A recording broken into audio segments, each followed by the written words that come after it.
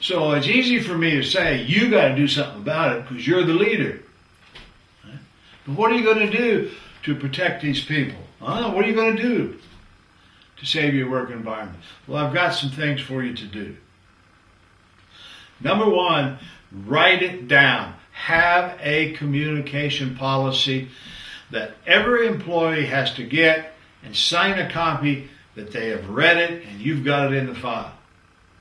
And the thou shalt nots and the thou shalts, what you will do and what you won't do, are in that policy. Write it down. That way you won't be a hypocrite.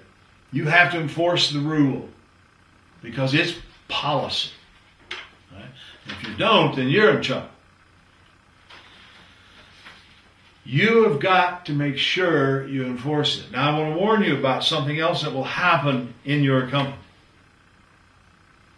These jerks that are the bad performers, and you know what Dr. Sutton calls them, will hire other people like them.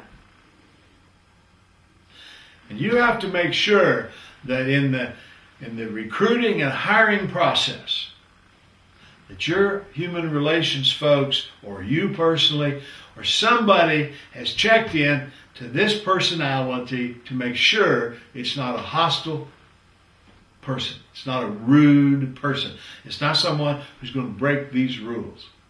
Because they're going to cost you a lot of money. Right? They're going to cost you a lot of money. And I'm going to tell you something. And it's not just being rude or vicious.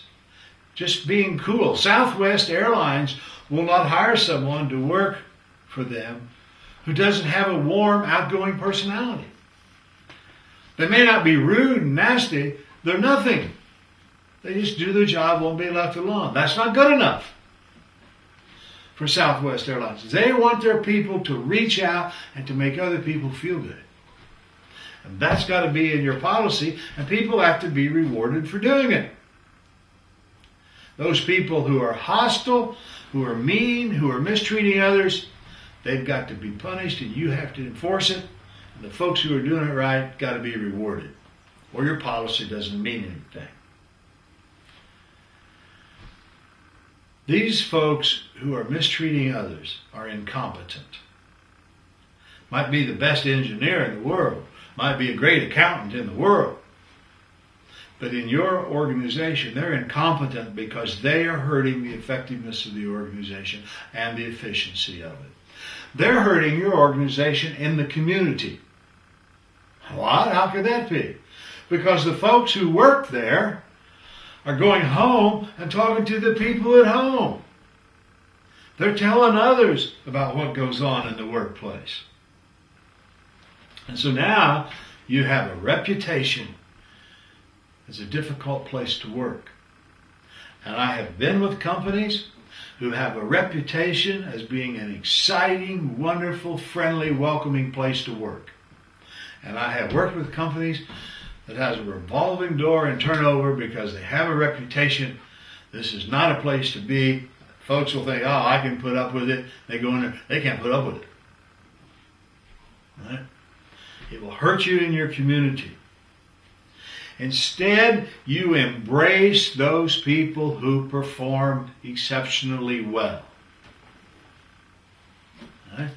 In basketball and hockey, we pay professionals for the number of assists they make. We should do the same thing in the workplace. People should be rewarded for the smiles they bring on the faces of their coworkers. Think about that. Instead, we have these folks who are going through and destroying organizations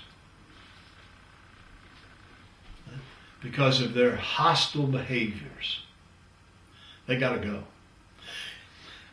You might be able to change them. Perhaps you can put them into a class and change them. I hope so. But if you can't change people, you got to change people.